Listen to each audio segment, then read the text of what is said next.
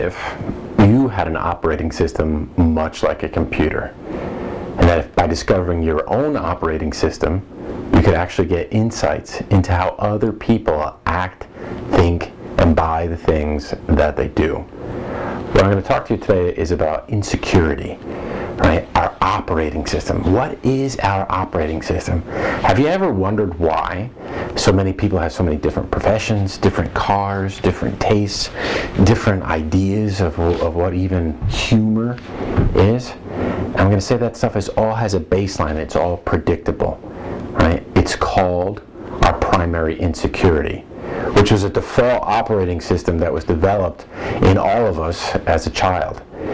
And this system was developed in the reaction to something, right? Something happened in the world, and we made that mean something about us. And it was that event which then began to form our personality out into our lives, right? For example, you know people who probably drive a Hummer, or probably have a sports car, etc. And have you ever really wondered why? Have you ever really wondered why you do certain things that you do? I'll never forget when I learned about insecurity. It was years ago, and my teacher was asking me, he said, your life is the exact opposite of what you believe your insecurity to be. Your insecurity is actually an overcompensation for something.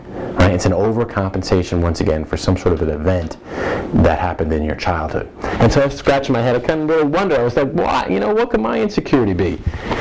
And I began to look at the major milestones in my life. Always played sports, always lifted weights, always led every organization that I was in. Right? And I also studied a martial art for a very, very long time. Right? And it wasn't just not a normal martial art, it was a very hardcore art. And I began to wonder, why oh why would someone study this art for as long as I did? Right? What was that driver in me? What was that thing that was being satisfied by this desire?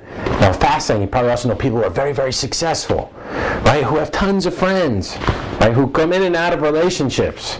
Right? There's a driver behind there, right? And it's that operating system called insecurity. Right? And we design our lives to be the opposite of what we perceive that thing to be. For me, it happened a long time ago when I was a kid. Right?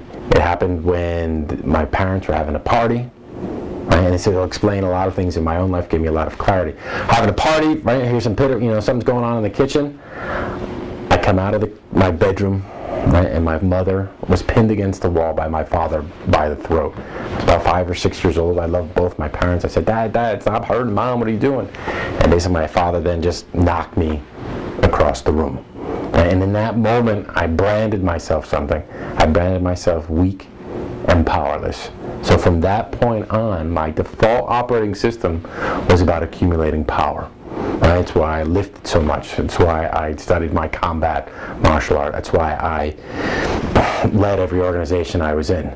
Now, something much more subtle.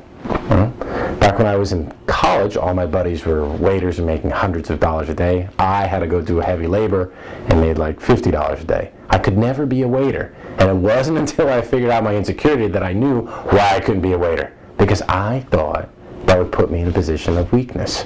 Although I would have made 10 times the amount of money, it would still put me in a position of weakness.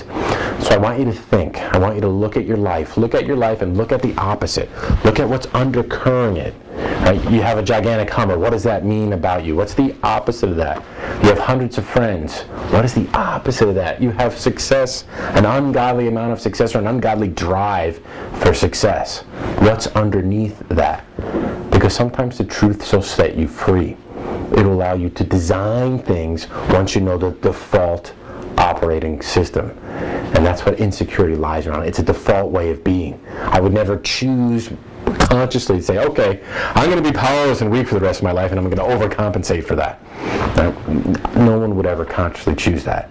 Right? Nor have you consciously chosen your insecurity. But first we have to identify it, because merely by having identity, by having it formed, knowing what it is, we can then begin to make different choices.